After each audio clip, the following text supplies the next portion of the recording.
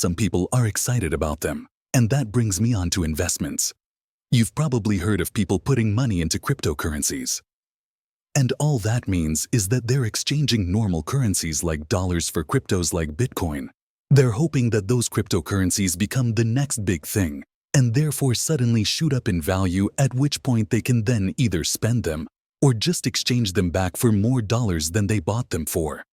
There's actually a term for cryptocurrencies that skyrocket like this, going to the moon or mooning. But that can mean something very different depending on who you talk to. But the one decision that someone would have to make at this point is which cryptocurrency, because we've talked about Bitcoin.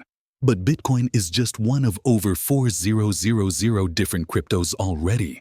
And each of them have different properties, which is considered to be technologically superior. There's one called Litecoin, which has a newer algorithm. And if you are enjoying this video, then a sub to the channel would be delightful.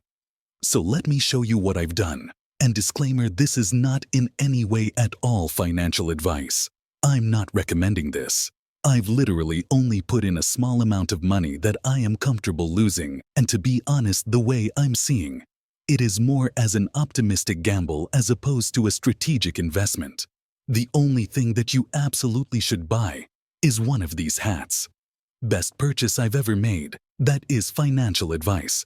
So I've put 40 in Ethereum, 20 to Polygon, 20 in Cardano, 10 in Cartesi, and 10 in Litecoin.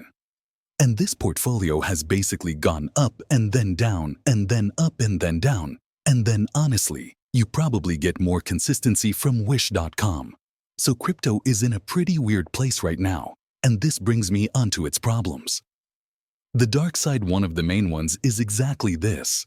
The reason I think a lot of people don't take crypto seriously is its volatility, because these currencies are so new and they're completely digital, unlike, say, the market for gold.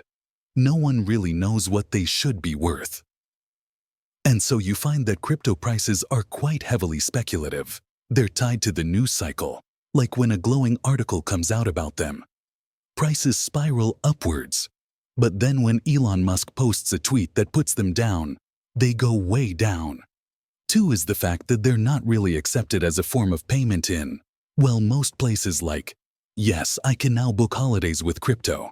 I can donate to Wikipedia with crypto. But there's been a lot of companies who are pretty back and forth with it. Microsoft, Tesla, even Burger King are examples of companies who said they were going to accept Bitcoin, and then they said they weren't going to accept Bitcoin 3. There can be an environmental concern. See, the whole reason why a lot of these cryptos are so secure is because of this concept of transactions being verified many times by many computers. So I think it's a fair criticism that in itself creates a fundamental inefficiency.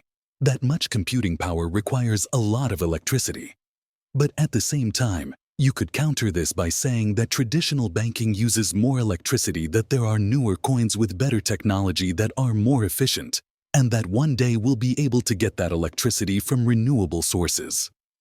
Depends who you ask, and there's also a pretty strong sentiment that because there's no real policing or regulation on crypto right now, it's like the perfect currency for criminals.